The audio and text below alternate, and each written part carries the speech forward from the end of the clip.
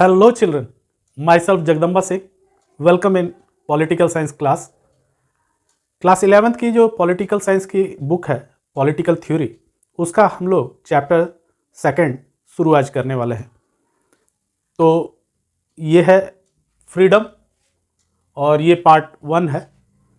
ये एक ओवरव्यू है इस चैप्टर का कि हम लोगों को क्या पढ़ना है और फ्रीडम के बारे में थोड़ा सा हम लोग को एक इंट्रोडक्शन मिलना ही चाहिए कि हम लोगों को इस चैप्टर में पढ़ना क्या है। तो उम्मीद है बच्चों कि इस पूरे चैप्टर में आप मेरे साथ बने रहेंगे। तो आइए शुरू करते हैं। Freedom. Human history teachers that people and communities are dominated by powerful. इतिहास इस बात का गवाह है कि जब भी कोई पावरफुल होता है तो उसने लोगों के ऊपर अपना डोमिनेशन कायम किया है, चाहे वो सोसाइटी हो चाहे वो कोई इंडिविजुअल हो। अगर अगला पावरफुल होगा तो वो उस पर अपना प्रभुत्व कायम करने की कोशिश करता है। तो ऐसा ही इतिहास में भी हम लोगों को देखने को मिलता है कि सोसाइटी या इंडिविजुअल्स के ऊपर पावरफुल ने डोमिनेशन अपना किया है। We also find examples of heroic struggles against such dominations. लेकिन हम लोगों ने ये भी देखा है कि ये जो डोमिनेशंस होते हैं इनको फाइट बैक भी किया गया है, इनके अगेंस्ट लड़ा भी गया है। बहुत सारे इतिहास में कहानियां हैं जहां लोगों ने इन बंधनों को, इन डोमिनेशन के बंधनों को तोड़ने की कोशिश की है। तो ऐसा नहीं है कि लोग एक बार डोमिनेशन में आ जाते हैं तो सदैव के लिए डोमिनेशन उनका बना रहता है, ऐसी बात नहीं है। वो चाहते हैं, स्ट्रगल करते हैं और फाइट करते हैं। They even try to sacrifice their life also for the freedom. तो हम लोग देखते हैं कि why do they sacrifice and die, कि वो ऐसा करते क्यों है कि इतना ज़्यादा उनको सैक्रिफाइस और यहाँ तक कि मरने की नौबत आ जाए, ऐसा क्यों होता है? कौन सी ऐसी चीज़ है जिसके लिए वो लोग मरने मारने को तैयार हो जाते हैं? तो they struggle and die for freedom. और वो चीज़ अंततः हम पाते हैं कि वो फ्रीडम है जिसके लिए लोग मरने और मारने को तैयार हो जाते हैं और अपनी जान तक सेक्रीफाइस करने को तैयार हो जाते हैं। तो ये एक बहुत इम्पॉर्टेंट प्रिंसिपल है हम लोगों की लाइफ की कि मनुष्य जो है वो स्वतंत्र रहना चाहता है, फ्री रहना चाहता है। आइए इसको थोड़ा सा और समझते हैं। They desire that they should have the control of their own lifes and destinies.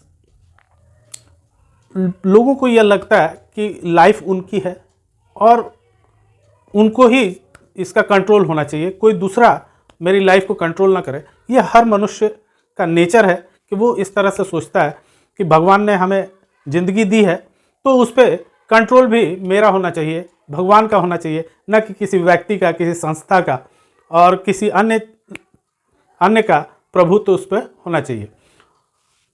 And to have the opportunity to express themself. वो हमेशा ये चाहते हैं कि उनका एक्सप्रेशन फ्रीडम के साथ हो, यानी कि उस पर किसी प्रकार का कोई रोक टोक ना हो। उन्हें अगर कोई भी बात खराब लगती है तो वो खुलकर कह सकते हैं कि ये बातें मुझे पसंद नहीं है, या कुछ पसंद आ रहा है तो वो ये भी कह सकता है कि ये चीज़ें मुझे पसंद आ रही हैं।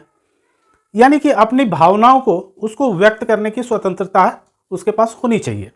वो एक्सप्रेस कर सकता है अपनी फीलिंग, ऐसा वो चाहता है। हर मनुष्य ये चाहता है कि वो अपने एक्सप्रेशंस को विदाउट एनी हेजिटेशंस उसको एक्सप्रेस कर पाए through their choice and activity. और ऐसा वो करना चाहता है through their choice and activity.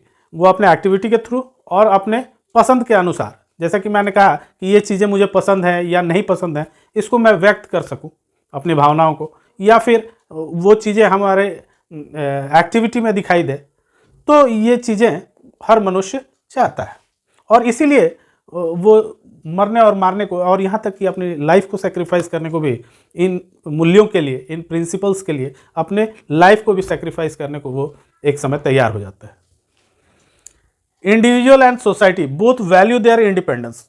चाहे वो सोसाइटी हो चाहे वो एक इंडिविजुअल की बात हो, दोनों ही तौर पे हम लोग ये देखते हैं कि उनको फ्रीडम बहुत प्यारा है।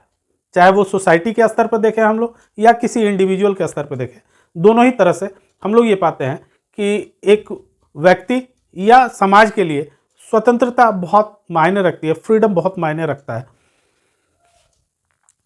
And wish to protect their culture and future.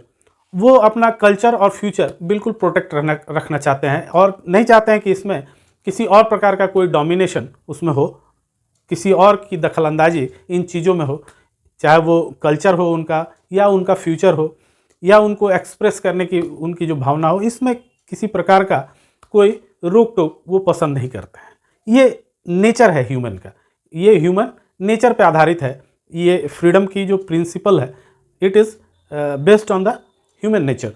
और हम लोग देख रहे हैं कि फ्रीडम क्यों इतना ज़रूरी है, तो इसकी क्या कोई सीमा होगी या ये लिमिटलेस है।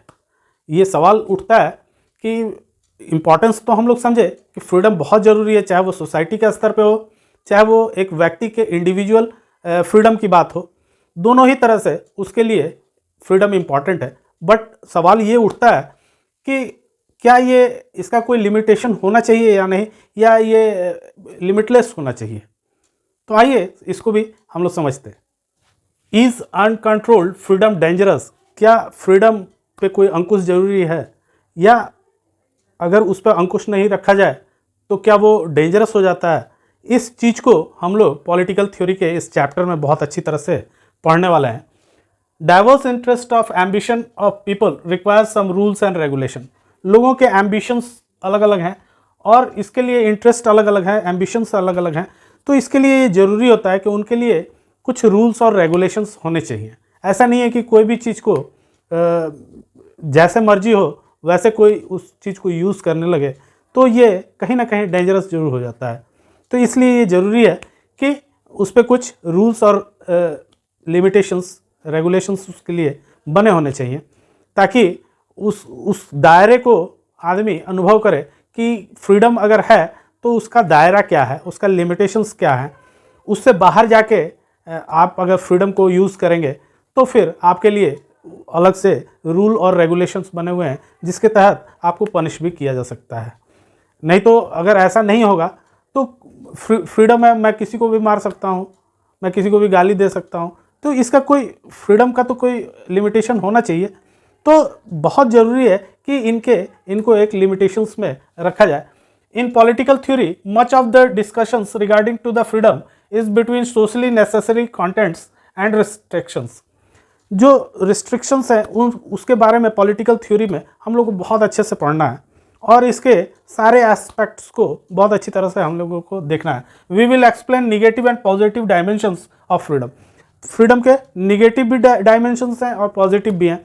इन दोनों पक्षों को हम लोग बहुत अच्छी तरह से देखेंगे और ये भी जानेंगे कि क्या वो लिमिटेशंस हैं फ्रीडम के जिसके अंदर ही फ्रीडम को हम लोग यूज़ कर सकते हैं। We also read about the term harm principle. Harm principle को भी हम लोग इस चैप्टर में अच्छे से पढ़ेंगे। तो उम्मीद है बच्चों की पूरी जर्नी में इस चैप्टर के आप लोग मेरे साथ बने रहेंगे। तो दोस्तों के साथ शेयर कीजिए, लाइक कीजिए वीडियो को और सब्सक्राइब कीजिए। Thank you.